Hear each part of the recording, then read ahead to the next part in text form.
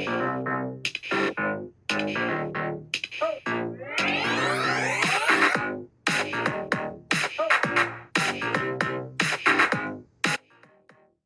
there, beautiful souls. I'm Colynn Hlokoff. And I'm Meridee Hlokoff. And welcome to Spiritual Sisters with Sass, the podcast where two sisters with a passion for spirituality and a touch of sass come together to explore the exciting world of self-improvement. That's right, Colynn. We embarked on this incredible journey together, diving into different self-improvement techniques, yoga practices, and a whole array of life experiences.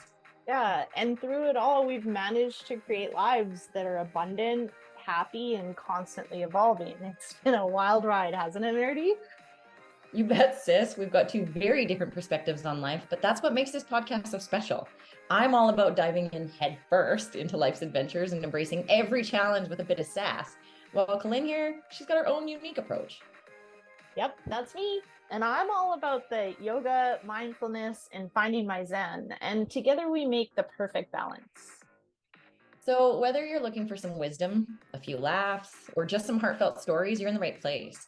We're here to share our personal experiences and insights with you, all while exploring the wild and diverse world of self-improvement. So grab your headphones and get ready for a fantastic journey with us. Spiritual Sisters with Sass is here to uplift, inspire, and keep it real. Thanks for tuning in, lovely listeners. Let's dive in. Spirit and sass. Here we go.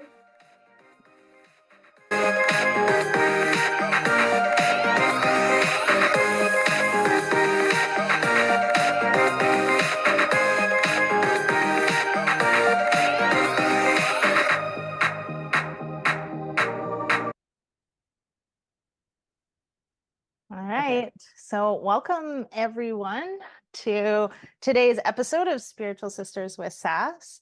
Today, Meridee had a really good idea about what to talk about. Yeah, I did. Yeah, I did. Okay. So you guys, today's conversation is about aging, whether you do it naturally, if you're looking at YouTube or Facebook right now, or you look like me after doing a surgery. We wanted to talk about this without judgment, with an open mind, and just kind of give you like two sisters going through the journey of life super closely together, which is something that I find a lot of people have said to us recently, both of us. Wow, you and your sister are really close, hey? And I'm like, well, yeah, it's a choice we made though. And that being said, we're going through these journeys in completely different ways, similar journeys, completely different ways. So Lynn and I had a conversation. She's getting married soon. And so we were talking about, I said, would you like to go see my beauty woman? She's making faces at the screen.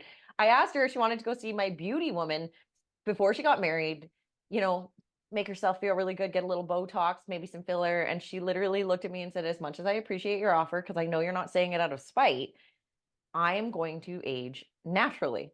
And I was like, okay, fair enough. Aging gracefully. And she's like, I don't know if we could call it gracefully, but I'm going to age naturally. And I was like, okay, I still think gracefully is a fair statement. And I was like, it's interesting because I've chosen a totally different path of no, I don't want to age naturally. In fact, in some ways, aging is an issue for me. I love aging with the experience that it brings, with the life that it's brought for me, all of those things. But y'all, wrinkles and when I took the filler out of my cheeks, I just felt so shitty about myself. And then we thought we would have this conversation. And this is the biggest thing, I think, for me in all of this, is so many people will be like, why do you do it for everyone else? And I will tell you right now, I don't do it for anybody else. I do it entirely for myself. When I feel good, I walk with confidence. I talk with more confidence. I feel like people, may take me more seriously, but I don't do it for everyone else. I do it for me. So let's dig into it, Lynn. What makes you want to do this completely naturally and not want to start participating in all the fun things that are anti-aging? Right. There's a couple things okay, this is my personal perspective on it because I used to have very crooked teeth. I had like no eyebrows. Same. I have gray hair. I have saggy boobs. I have stretch marks, and I have a bit of a belly. And that's been a thing for a very long time with me. And um and I've like literally disliked all of those things. Now I have wrinkles. You know, that's when I was making faces. What I was doing was showing everybody the lines in my forehead because I have I don't several have any because I lines. can't move it. Exactly. That's how I know people have Botox is I just look at their forehead and notice that they have no wrinkles. So it's clearly they have Botox. And it's such a common thing. And I see it a lot in the yoga world. I see a lot of like implants and lip fillers and nose jobs. And what comes back to me when I was recognizing about self-love and that I didn't love myself was that no matter what I do, it's always me. Like here I am. No matter where I go, here I am. And no matter what I do, here I am. And that lack of self-esteem, I don't actually think has to do with the stretch marks or the wrinkles or the saggy boobs. I Agreed. think that it's societal pressure. And the only true way that I can find self-love is by finding self-acceptance. Okay, in saying that, that leads me to a question about um do you like okay, so like I said, for me, this is about how I feel about myself. So a half hour ago, I wasn't wearing any makeup because I still had the stitches in and stuff like that. I got to put some makeup on. It made me feel good. I don't even need to leave the house. It makes me feel better about myself. I'm not looking in the mirror. I just know I feel better about myself. So my question there is, do you feel better about yourself when you wear makeup and dress yourself up a bit though? I do. Um, Because you're enhancing what you have. I do. And people always talk about my eyes. I get a lot, like I would say the number one compliment that I have had my entire life, including now and more now for some reason, is my eyes. Like even the other day I went and saw my friends that are ex-clients and now they're my investor portfolio people. And I went and saw them and they look so good. And I'm like, oh my God, you look so good. And they're like, your eyes. Okay. I don't know. Nothing's changed. They're the same Yeah. eyes that they saw 5, 7, 8 years ago. Um, so yeah, when I put makeup on, I know that it enhances and draws more attention to my eyes, which are clearly an asset, my eyes and my feet. Um, Her feet. right? And I mean, so here's what comes up for me is my teeth. So, I mean, you know, I spent up until my mid 30s with crooked teeth. I had these fangs and my teeth were very crooked. Mhm. Um, and I remember saying, should I get braces? Should I get braces? And you were always for it because when I smiled, I did this. Uh-huh. Remember? And I had Yeah. these two like pointer She things covered here. her upper teeth so that you Yeah. couldn't actually see the crookedness of her teeth. So it looked like I Yeah. didn't, I was kind of like gumming it, right? And I remember you would always say, just like really smile so people can see, like, I mean, there's your teeth. That's what they are. And I remember And they give you asking, character as well. I used to say that to you all the time. They give you character. They're one of the things that makes you unique. I remember asking a friend, like, should I get braces? And he said no, because then you wouldn't be you any longer. It'd be really weird. So, anyways, I did get braces, and I used to have these very paper thin lips. And it was a whole thing of my jaw. I had a really deep bottom jaw and a very small top jaw because my tongue never went to the roof of my mouth. It's like a whole thing. So my jaw was too small, so my teeth were crooked. And so when I started to when I got my teeth, you know, he said, you can take the gold package or the silver package. And I'm like, well, what's the gold package? He's like, we break your jaw. And so I was like, I'll take silver, please. Ugh. So I took the silver, and I mean, this is a result, and I am really happy with the result. I have very beautiful teeth. I'm really happy about that. And there was a whole bunch of time in which I struggled physically because it changed the look of my face. Like my lips got bigger, my mouth kind of went like pouty, which is annoying, and I looked different. And I remember asking people, who do you like better? And nobody would ever give me a straight answer. So I made stories of myself that the old Colynn looked better and nobody had the balls to tell me. But nobody ever did say, like, you look better with straight teeth. Nobody. And that, I think, is what I was looking for, to hear from someone so that I could accept myself now looking like I was a fucking stranger to myself. And I struggled with that because I didn't look like me anymore. And people have always talked about my smile as well, even with crooked teeth. So things change, and I didn't like the new me because I was so used to the other me. Mm-hmm. And I struggled a lot for several years. And then the eyebrows, I have no eyebrows, and I used to pencil them in. And then someone talked me into getting tattooed eyebrows. And I remember going, and I left crying because I had nothing. Like I was a burn victim. And then I left, and looking back, I mean, they were tiny eyebrows, but for me, they were so dark. I looked like a clown, and I left there crying. And she's like, that'll be like, $500. And I remember like, like, but don't you feel better? And I was like, no. And I said to her as I left, I look like a fucking clown.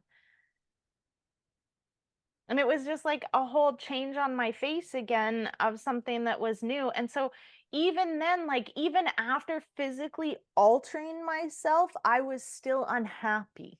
Yeah. Which is why I have continued. I've saved up for a boob job and a tummy tuck 3 times. One time I quit smoking, saved up all the money. And then fucking my husband, we needed it. He kept smoking the whole time. I have resentments in there, and then another time I saved it up, and then we divorced, and I needed to fucking use that $6,000. I had a friend that was a plastic surgeon that told me he would do the work for free. All I had to do was pay for the theater and the anesthesiologist. So, and then I saved it up one more time and chose actually not to do it, because now that I'm in Costa Rica, plastic surgery is very cheap and very accessible. And I haven't done it. And I feel like as a yoga teacher and a self-acceptance, self-love provocateur, that I would be a complete fraud if I went and got a boob job. I have really beautiful boobs. They're just saggy. And in my head, if they just sat up, they would look that much better. They did used to sit up. But not, you know what? Honestly, I breastfed and they stopped sitting up. Yeah. So I was 20 and I had saggy boobs. I remember one time I was out working in the yard and some people came over, and my husband was like, go put a bra on. And trust me, they weren't as saggy then as they are now. But like, there's been this time of like, I'm not going to love myself even if I keep changing myself. I mean, these concepts can also go into us both being covered in tattoos. Yep. Because plastic surgery isn't the only thing here that we do. Filler, Botox. Like, yes, I just went and had a surgery done, which is, I'm looking at the camera for those watching. I had an eyelid lift. So even already my eyes are more open. Yeah. We have hooded eyes in our family. Yeah. Like, look at mine. Yes. And mine were much like Lynn's. And then on top of that, because I had the filler taken out of my cheeks because I was swelling from the allergic reaction, I had fat transfer. So they pulled fat out of my stomach and they put it into my cheeks. And the one thing that I want to say here that Lynn said to me a long time ago, the last time she decided not to do it, because I encourage you to do whatever makes you feel good. So if that means keeping your crooked teeth, then I encourage you to do that, because it does make you unique. I didn't say those things just to make her shut up. I said those things because they were the truth. I also felt that when you smile like this, that you were pointing out a flaw that people otherwise weren't seeing. I have hyperpigmentation that's really bad right here and in different places on my face. And if I'm not wearing makeup, I was in Mexico, and I have actually noticed this with quite a few different things that I don't like about myself. Say I'm talking to my girlfriend, we're in Mexico, and I'm not wearing any makeup because it's too humid and all the things. And I'm like, if only I didn't have this hyperpigmentation. And she's like, wait, what? I didn't even notice it until you pointed it out. So people don't criticize you the way that we criticize you. Like, we criticize ourselves so intently. And now when you went to go do the boob job and stomach and tummy tuck, one of the things you said to me is, I'm scared it's not going to be enough. And there is a real addiction to plastic surgery. There is. And now, even having the little bits that I've had done, I understand why. Because if I can make this little thing that much better, why couldn't I just make this a little better? And for example, with the filler in my cheeks, well, if it's this good, maybe it could be even a little better. The cool thing is, if you have a good doctor, I went into mine and I was like, I just feel like blah, blah, blah. And he was like, hey, we're not doing any of those, but we will do. He's like, you were a great candidate for the last 3 years. We've talked about this. You're a great candidate for the hood lift.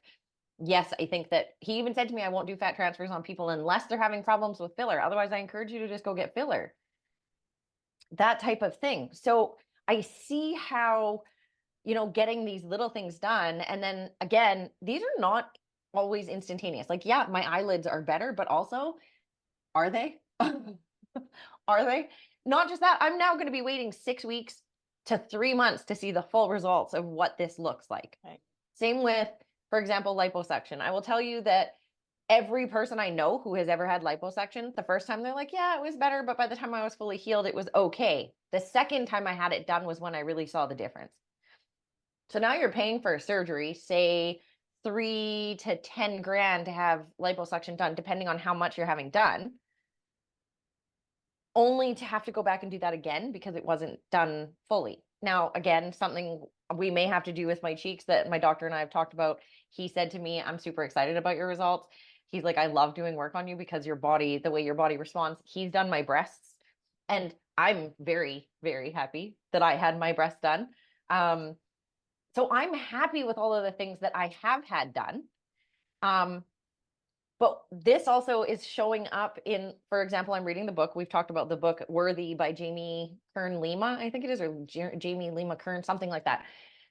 And she talks about the difference between self-confidence and self-worth. And I will tell you that none of this plastic surgery contributes to my self-worth.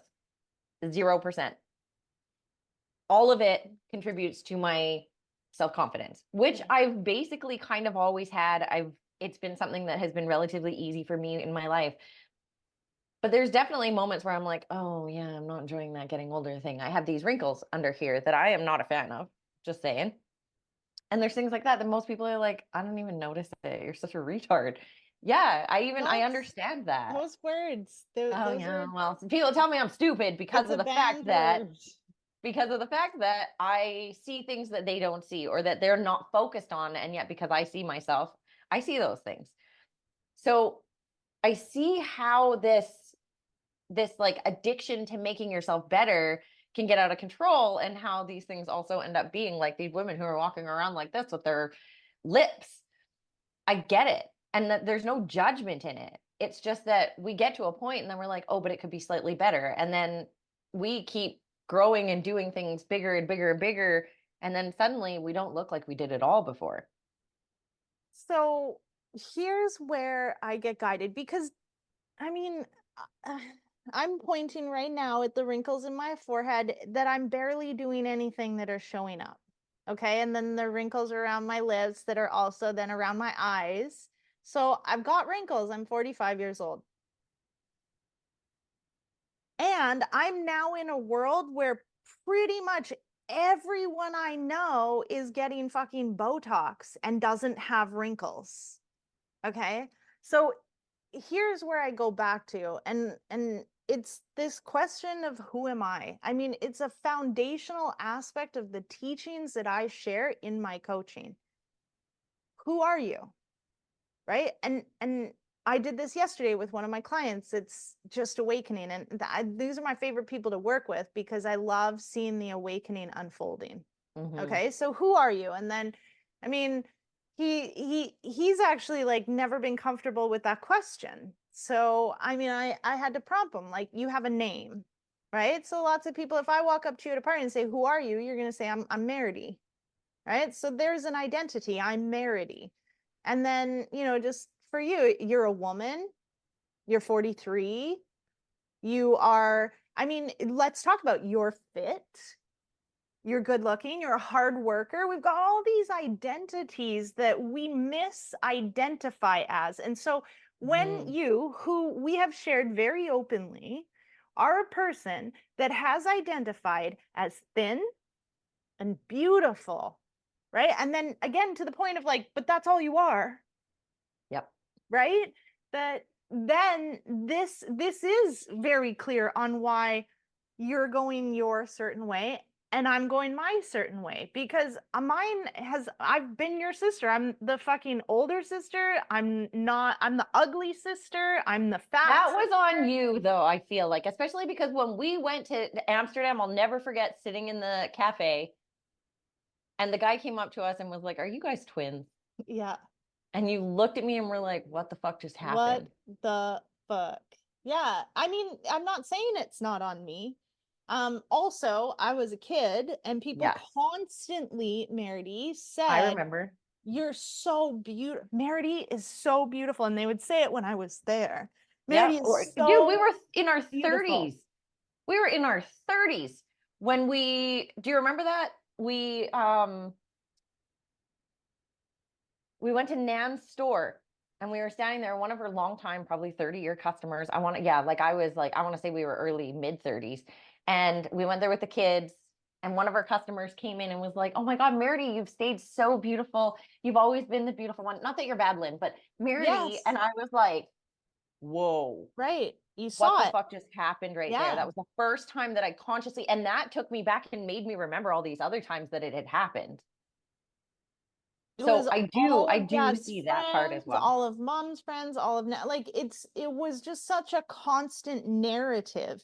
And when I was at Tony Robbins and he said, "Who doesn't think they're sexy?" And you put my fucking hand up and he came over, what was the first thing I said? So clearly this is my identity. I said, "This is my sister."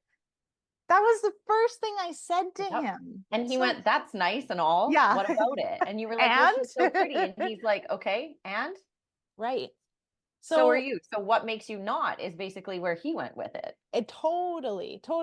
I know he looked you up and down, was like, "Okay," and like, so, I know I was and almost insulted. I was like, "Wait, what?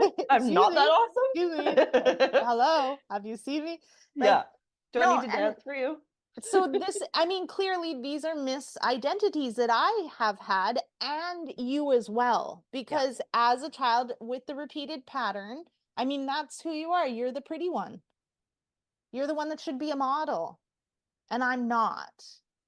Right. And so Yeah. coming into teaching this, I regularly ask people, "Who are you?" And then let's get all the identities out, because let's just hold this. Like last night, what I was telling my client was, I mean, you're a man that's 60 years old. So you have a lot that goes on around that as well. I mean, we're not talking about this. I don't want to get weird, but if you have a small penis, like you're not a man. You're not a good man. People don't want to have sex with you and you're not manly enough. Like, and we're not talking about it, but it's the truth. And so now this person, regardless, and I don't want to know what size his penis is, but like regardless, that's in his head. And Yeah. if it's the opposite, then he's like a better man because I'm he the has, best. Yeah. Look right? at how masculine and manly I And am. we're women. So we have our own story around being women as well. Like, shut up. And, 1 in 3 are sexually abused. And like, there's so many identities that come that we don't even open up to. We just like, I'm a woman, but that carries so much weight with it. Yeah. And so many stereotypes and so many stigmas and so many things that we've been taught societally, but never agreed to. That's the piece. When did you sign a contract saying, "Listen, this is beauty"? I will stay young forever. I don't know where my contract went, but I clearly signed it somewhere. Right. Right. Yeah. And that's fucked up, because if we look back, like, to be honest, in the yoga, there is a goddess and her name is Dhumavati. And she represents the crone. And the crone has always been like, in fairy tale lore, it's a witch. The crone is old. The crone is ugly. The crone has been used up, and she lives in the fucking woods in the middle of nowhere. And if anybody comes out, she's going to eat them. Like, that's what has been. You talk about Disney princesses and fairy tale endings and non-reality. This is, since we were children, we've been indoctrinated to this. It's been big business is like, oh, look at these innocent little things. Let's make them buy into Botox for the rest of their fucking lives. Because And now if she you're says an old, it that way, there is no judgment here, you guys. We are coming from two different places, and she's not saying don't do fucking Botox. no, She's saying part of the reason we do Botox is because we've been taught to do Botox. And I yes. don't disagree. 1,000%. I see how society does. Yes, I do this for me, but I do this for me to feel good because I'm sure that that's part of my societal training. Based on your beliefs and indoctrination. Like, we did the picture of you, and that's just going over and over. Like, you're the pretty one, dude. You better fucking look good as we age. But I'm Well, the fat, and ugly one. So I'm gonna put a little piece in here as well of a voice that I remember hearing. Now, I did a boudoir photo shoot on my 40th, just after my 40th birthday, for this exact reason. And it was because mom had said to me, don't worry, you'll be just like your grandmother. You'll be fat and ugly by the time you're 40. And I never let that go.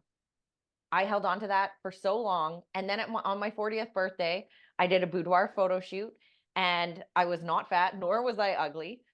And then I did, shortly after that, I put on probably the most weight I've ever put on because of the same fucking story in my head. So at first I fought it, and then it like happened, and I got heavier and didn't feel good in my skin, and then got more comfortable with myself, and then realized like there's a certain level of fitness I feel comfortable in where I don't walk past the mirror and beat myself up. And I wanted to be comfortable in that. And so there's ways too that, like, yeah, society designed us in this way or has conditioned us in this way, but so has the things that are in your life. And well, I mean, that's the connection, is that these ideals were put into the people that raised us, right? Like, at some point there has to be responsibility of being an adult and recognizing that you're making choices, hopefully not based on those old beliefs and stories. But if we start to look, like, that's what's amazing to me, is to look at, like, again, talking about in the wealth mindset or wealth well-being, is this idea of like, you need to get a house, you need to get a mortgage on a house, so that you are now stuck for the rest of your life paying 40% interest. Sure, it looks like 7, but it's actually 40% interest yeah, for the next 35 years. And also, let's get a brand new truck so that every time you refinance, you can just take on more and more debt, so that your debt never goes down, but you're stuck here. Like, as I start to go, I'm like, holy shit. And so when I do this work with myself and accepting myself as I am right now, that's where I go, oh my God, no wonder I've been waiting for Prince Charming. It's been in my head since I was a child. yeah.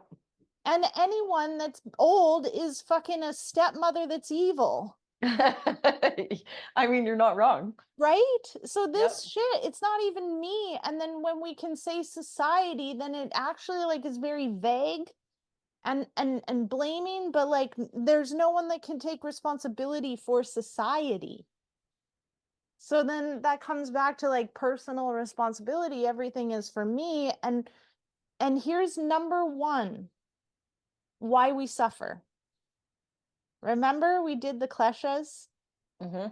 You forgot who you are, and who you are, like in the yogic perspective, is your God. And so God isn't even wrinkly, because God is like atoms in the air. Like, you've misidentified now. And who have you misidentified as? Well, ego. And ego is personality, body, emotions, and thoughts. Ego Because you is the thing forgot, that attaches to designations to make us feel better. because you forgot that you're God and you're amazing and you're perfect just as you are without changing anything. then you misidentified as this thing that showed up. Now, again, you've already said it, but I do want to, because a lot of people take it personally when I'm saying these things, but I'm literally just saying what I think is truth. I'm sitting here covered in tattoos, right? I've always been a loud kind of like orange pickup, like I've always been a loud person myself. I have tattoos on my fucking face. So and I have done a lot of my own stuff. I dye my hair still regularly. So I can't That's sit matchy, here, matchy. right? I can't sit here and be like, oh, you should be totally natural, because I'm not fucking natural at all. And yet there's So still this brings something up. So in the book I'm reading, it actually came up today, and she was using this tool. And I actually posted it on my story today. So the tool that she talks about is, if you doubt that you are perfect the way you are, that you're worthy of everything that is out there, that there's a 1 in a billion chance that you're going to be here, less than that actually, that you're going to be put into this body on this planet. And yet you're here, and we sit here now. This hit me hard because, yeah, I just went and had an eyelid lift done and stuff like that. And she said, every single time you doubt the reality that you are all of those things, you're actually saying to your God, you're wrong. You're wrong. And my self-doubt is so much better than what you created. Even though you created this out of all of this, you're wrong. And my self-doubt is right. And so the tool that she suggests you use is ask yourself, every time you start doubting yourself, am I doubting? Like, are you altering yourself because tattoos are not fun. Tattoos fucking suck. They hurt like a motherfucker, especially after you've had certain amount or certain places. And so once you start doubting yourself, asking yourself, is God wrong or am I? Because God created me exactly how I am. Now, again, when we talk about God, we are talking about the universe, the space between everything, your higher power, the thing that created us, whatever the fuck you want to call it. Atoms. Yeah. Yeah. Energy. We're talking about the fact that whatever God is basically inside of us, and that we are inside of God. I also saw this really cool video today on Instagram that said something about along the lines of, he's like, I don't know why men think they're so fucking smart, tricking the entire world into thinking that God is a man, because women are the ones that create life. So I just have to say that all the bullshit from us men, and it was a man saying this, he's like, it's all bullshit because women are the ones who actually create life. So how we decided that God was a guy is another Hilarious. thing. Yeah. And I was like, that's so funny. So back to it, it's that. And when I was reading this, I literally was like, I had the thought, so my droopy eyelids that I was given are wrong? No. But also wanting to improve that isn't wrong. There isn't a wrong thing here. So this whole podcast isn't about you being wrong because you're addicted to surgery, or you have face fillers, or your lips are huge or they're not huge, or whatever it is. Maybe you're completely natural. Maybe you have no tattoos, which is a rare thing these days. Everything that you're doing is perfect exactly where you are, because you're exactly where you're supposed to be in your journey. So whether you have no wrinkles in your forehead or you have wrinkles in your forehead, all of it is okay. It's not something that we need to decide that that person's less than because they had surgery, or that person's better than because they have Botox.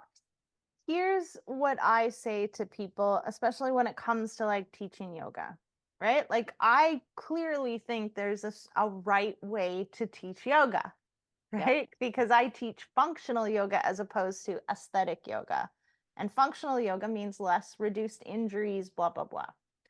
Aesthetic yoga is looking a certain way and performing poses. And I don't think that's ever been what yoga is about, but it definitely is now. So I have a lot of judgments and opinions, and then also like scientific proof about why functional yoga is probably safer for your body than not. So I have certain opinions about how I think people should be teaching yoga, especially in this modern day time and age. And who's to say I'm right? I was just thinking that science doesn't make it right because science can be wrong as well. I mean, yes, and like it's a tangible way for me to talk to people that It are is. more grounded. But the reality is, like, what I do end up saying, because here's one of the things about yoga is like speaking with passive language, breathing, inhaling, exhaling, fucking drives me nuts. When I go to a class where someone is a passive speaker, I feel like I can't trust this person, and I think that the space that they're holding is unsafe, and I don't want to be in their class any longer. Like, I just don't, because this person is clearly passive aggressive, because how you do anything is how you do everything. Okay, which means that they're not going to be straight with me. And in what I appreciate is people that are direct. Yeah. I may not always be direct, but I appreciate people that are direct with me, because then I know where I stand. I have a trauma history in which I'm always guessing how people feel and then trying to suit the situation so that there's no drama, right? So clearly I will feel safer in an environment in which someone uses active language. And when you use passive language, it's not even proper English. So this is what I say. And then people continue to use passive language. Here's the thing.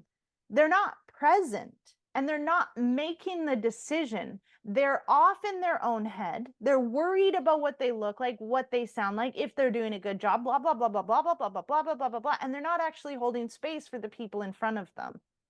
And so if you sat there and you chose to use passive language, I can respect that, because even though you have all of these points that are very clear and obvious as to why not to use passive language, and you continue to choose to do it, I can trust that person more than someone who's doing it absent-mindedly, because that person's clearly not doing work, in my opinion. I know lots of people might be like, whoa, right? But like, if you choose to do that, so from this space of choosing to alter your body, I mean, I'm even sitting here continuing to alter my body, wanting more tattoos, knowing that I have a persona that I'm putting out there of I don't give a fuck, which is not true, as everyone that's watched this can know. Yep. Right? This is how I'm hiding myself. This is how I'm going. So just keeping in mind that I'm very aware that I'm talking about myself when I say this. I'm not sitting there going, it's all you. Is that when you're choosing to alter your body, it's not from a place of doing it for yourself. It's from a place of doing it for yourself based on other people's opinions. Because based on even the societal beliefs, because it may not be based on other people directly's opinions, but based on the society as a whole. Right, because you're not supposed to have wrinkles under your eyes, and you're not supposed to have hooded eyelids. I don't know that that's necessarily even true, because you're not supposed to, except you do. I mean, the truth is you do. I mean, that's accepting oneself as they are. And I mean, like, listen, if I get up and I put my belly there, and it's like seeing that you could see like and my, I'm not comfortable to just do the whole thing like this with my belly. I mean, I don't know if I'd be comfortable with it the whole time, but it's because I'm staring at your belly button. I'll be like, I'm not comfortable. I've I have been in a place where I've been teaching a group of women, often very thin women, because that's a majority of yoga right now, is I'll sit there with my gut hanging out. And I'll be super self-conscious. And I'm doing this to prove a point. This is me. I'm accepting me, but it's so fucking uncomfortable. So even though I'm aware of all of these things, it's still like, this is so unacceptable.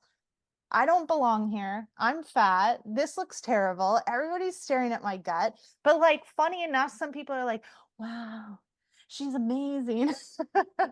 And the whole time I'm like, they think I'm disgusting. And we've already talked about this, because there's this dysmorphia that I clearly have, because I know that prior to running, and I never started running to lose weight. Never. It was to like check a mark off of a bucket list from years and years. And then I fell in love with running, which is what my coach talked about me doing. And what happened as an effect of me running is that I lost weight. but I don't see myself any different now than I was last year or 2 years ago. And people would say things like oh my God, you're the incredibly shrinking woman. Oh my gosh, you've lost so much weight. Oh my gosh, you look so good. Because I looked gross when I was fat. Like, where are we going with this? Or when I was bigger? Because Yeah, I find that I mean, what interesting even too, is because fat? I can get super lean and be in the gym and someone will come up and be like, wow, you look so good. And then I put on 10 pounds and I'm feeling chunky as shit.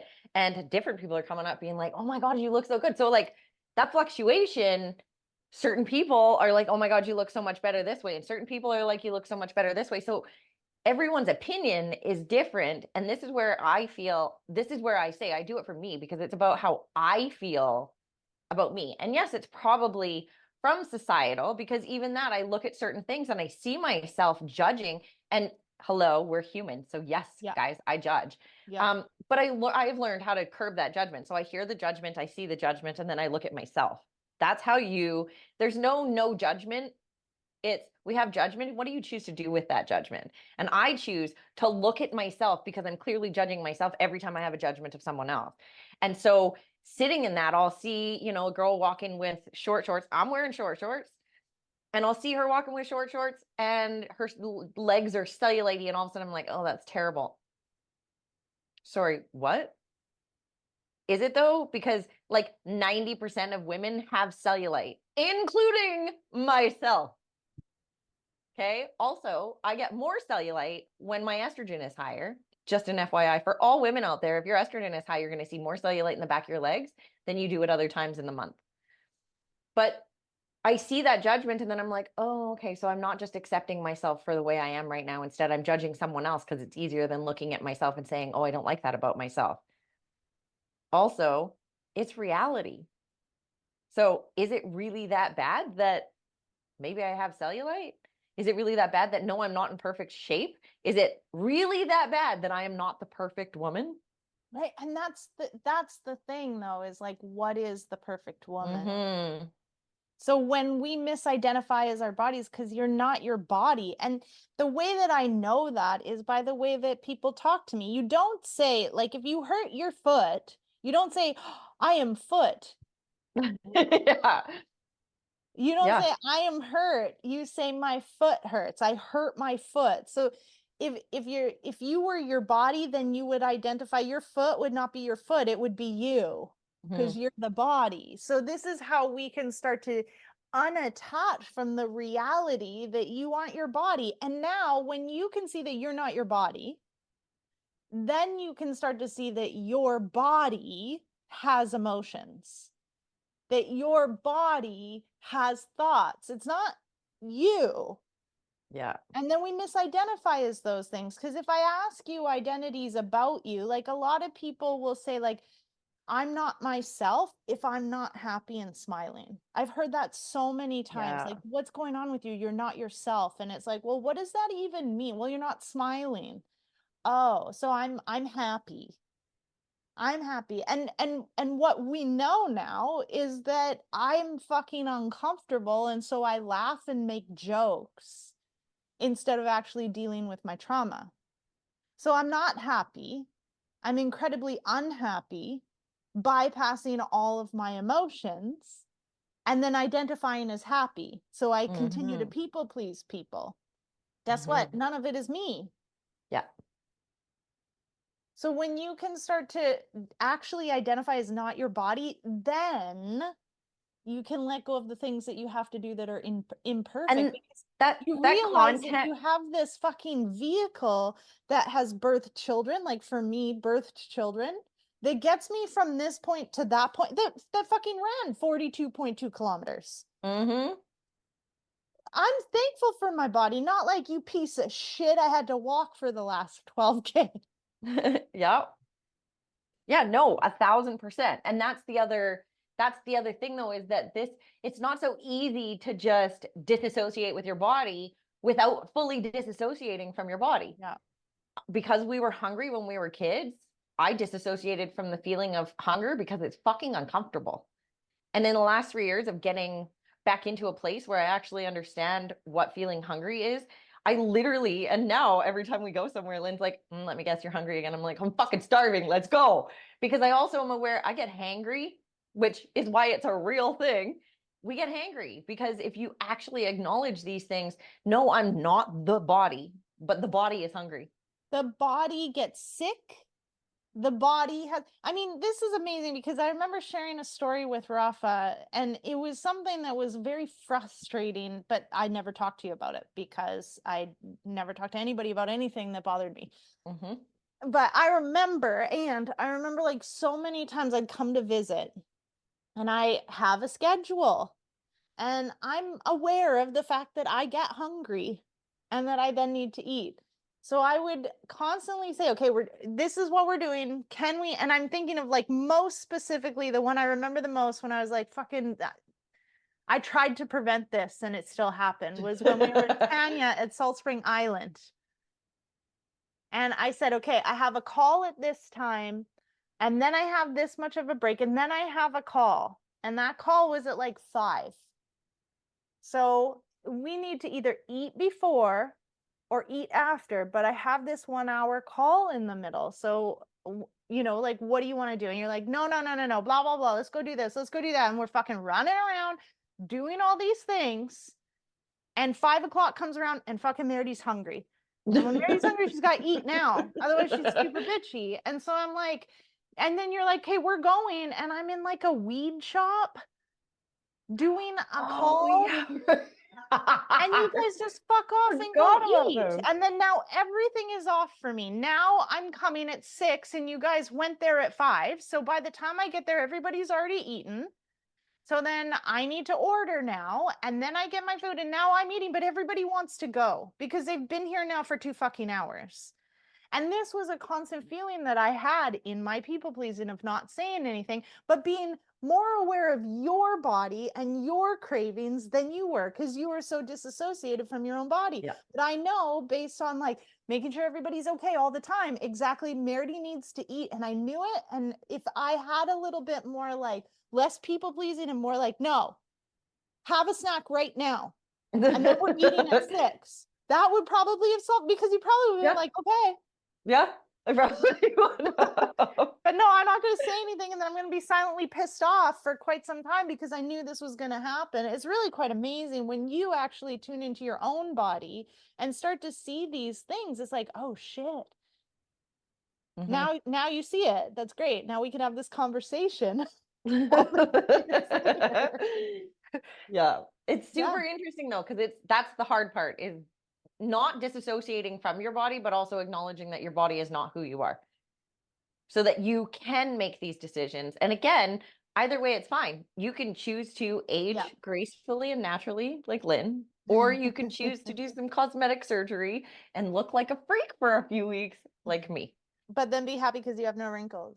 Sure. For some time. For a long time. But also, that's also like, we also have, I feel like as we're getting older, our skin is starting to match a little bit more too. Because I feel like these wrinkles are not so bad, and they could be. We both get compliments on our skin all the time. I'm often told, and as people are like, why do you do this stuff to yourself? Like, they'll say that to me, and I'm like, because if I didn't do it, I wouldn't look the way I look now. Like, I've been doing preventative maintenance on myself for 10 years. I don't want to say 10 years, but it is something that bothers me though, is that it's like you're persecuted for it quite a bit. It's like, it kind of fits into your story. Like, what do you mean? One of Sari's stories is that she's a bitch. And so anytime she does anything that can be slightly taken bitchy, as being a bitch, it's just like, oh, that's Sari, she's a bitch. So with you, when it comes around the idea that you're conceited and you're into your own looks, which I don't always think is a terrible thing, and I don't want to do it. It's like any time that you do anything for yourself is just because you're a conceited bitch. And then I watch people shit on you, and I don't really like it. Like, they're jokes, and I get it, but like, if we're impeccable with our words, then we're not joking about the fact that you went and got surgery again. In fact, I think what I witnessed, if I'm okay to talk about it right now, please do, is the fact that you went under general anesthesia again for the 12th time. I think it was a 10th, but yeah, something Okay. like that. And to me, it's a big deal. I mean, that is a big deal because as you get older, they won't do it because it could kill you. So you've gone under general for the 10th time, let's say, and there you are at home. Like, I mean, it was like you were just like a champ. Like it didn't even affect you. I'd probably be like, oh, I mean, look Hey, at me after I the was walking marathon. around saying I'm fucking so stoned. Like I literally, everybody I talked to, I was like, oh, I'm so stoned. We went out the day But after. you're like Stoned. cleaning I'm your taking pictures fucking of my shoes. house and people are coming, and to me, I mean, it's just kind of like, oh, well, you did it to yourself, and there's like a lack of empathy on the fact, and that this still is like a part of who you are because there's expectations from people of you being beautiful and fit and all of these things. So it's really interesting to witness it go down as you continue to awaken at the same time. Mm-hmm. Like it's a big deal what you're putting your body through. It's been bruised for almost a week now. Yep. And you went under general and is kind of like it was just like a normal day for you. I really was. I got home and I think I sat on the couch And you for an started hour cleaning. and then I started moving. No, I didn't clean until the next morning, but I remember I moved the freezer. Like and then your fucking kids came and then you're cleaning up after your kids, and I'm just like, fuck, man, like this is really interesting to witness of just like how into the norm this has become for you. Yeah. Yeah. I mean, Which it's I think been every couple of years. I want to say that I did have to go through some shit with having a botched boob surgery. So that was, I want to say 4 or 5 of my right. being under anesthetic was having the botched surgery, then having another surgery, and then having another surgery to try to kind of rectify that, and then going in for another one to completely Just rectify it and completely have those redo out. them. Yeah, Yes. the reconstructive surgery, and then the touch-up surgery after, because reconstructive surgery often has that afterwards. So there was like 5 surgeries there that were all related to the one botched boob surgery. So you guys be careful and really research your person as well. Because 5 of those were directly related to one misstep, basically. Yeah. So interesting. I think this is a great place for us to stop for today. Yeah. And so thank you guys all for joining us for this. So continue being the beautiful yous that you are, whether that means looking like this temporarily or not. Whatever that looks like for you, just keep being you. Yes. Thank you so much for coming. Thank you guys. Bye.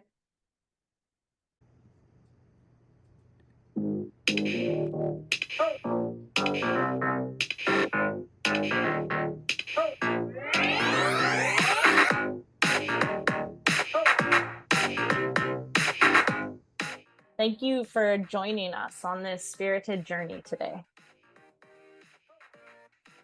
We hope you enjoyed diving into the world of self-improvement with us. 2 sisters who found their own unique paths. Remember, life is a tapestry of experiences, and it's how we embrace them that makes all the difference. So whether you're on your yoga mat, exploring mindfulness, or simply navigating life's twists and turns, always keep that spirit and sass alive. We are Colynn and Meridee Hlokoff, and we're here to remind you that happiness and abundance are within reach. Stay connected with us on social media and keep those questions and stories coming. We love hearing from you. Until next time, beautiful souls, keep doing the work, keep sharing your experiences, and keep living a life that's authentically you. And never forget to add a little extra sass to your day. Spirit and sass, always.